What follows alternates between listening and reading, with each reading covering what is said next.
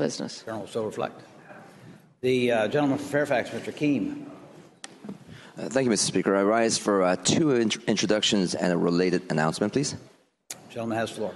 Thank you, Mr. Speaker. Ladies and gentlemen of the House, for those members who were here last year, you might remember that you all had a chance to vote on a unanimous resolution which designated January 30th of each year as a Fred T. Korematsu Day of Civil Liberties and the Constitution in the Commonwealth of Virginia, and for which, of course, I thank you and the other body. And the reason why we passed that resolution last year is to honor and recognize a gentleman who played an extraordinary role in our history. And you all remember that after Pearl Harbor, December 7th, 1941, our nation, in a moment of fear and concern about national security and lack of political leadership, the President passed and Congress acquiesced to an executive order that led to the result that 120,000 Americans of Japanese ancestry were rounded up and taken to a prison camp all around the country. And their freedoms were taken away by our own government for several years. One of the gentlemen who stood up against that order, who was unsuccessful and challenged that case all the way to the Supreme Court, was Mr. Korematsu. And so we wanted to honor that, and as well as all the other ordinary folks who do the right things in the face of government overreach by passing the resolution. So I want to thank this General Assembly body and Senator Oberenshteyn and others on the other side for helping us with that. So today, joining us in the gallery is a daughter of Fred Korematsu, Miss Karen Korematsu. I'd ask her to stand for a little bit. And the reason why Miss Korematsu is here today is because she wants to thank all of you for having done something that the Commonwealth of Virginia is now on the record for. Only California and Hawaii and Michigan and a few other states have recognized a day for Mr. Korematsu, and we're hoping that this becomes a national trend. And so, first of all, I'd like to ask all the House members to give her a warm round of applause for welcome to Virginia.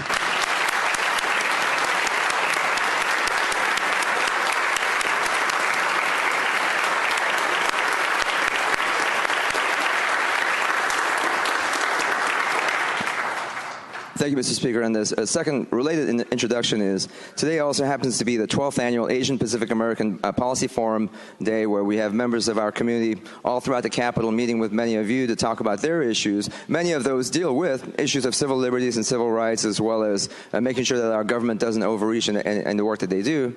And little did we know when we passed a resolution last year that we would hear from candidates, elected officials, even some office holders right here in the Commonwealth of Virginia who apparently didn't understand the history of World War II, talking about how in today's world, as we're facing other enemies and other potential threats from the Middle East and other places, that we ought to think about maybe rounding up certain people of different backgrounds. Of course, we need to condemn that, and in order to express those concerns, we have Asian Americans that represent the Coalition of Asian Pacific Americans of Virginia, Asian American Society of Central Virginia, Voice of Vietnamese Americans, and the Vietnamese American Voters Association, who are here to ask for your attention. So I'd like to ask them to stand and be recognized as well. Thank you.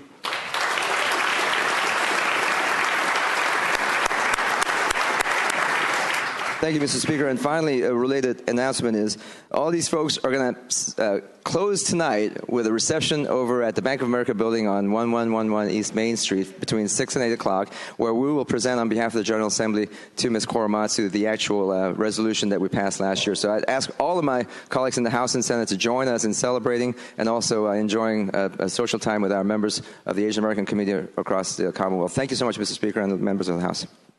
Thank you.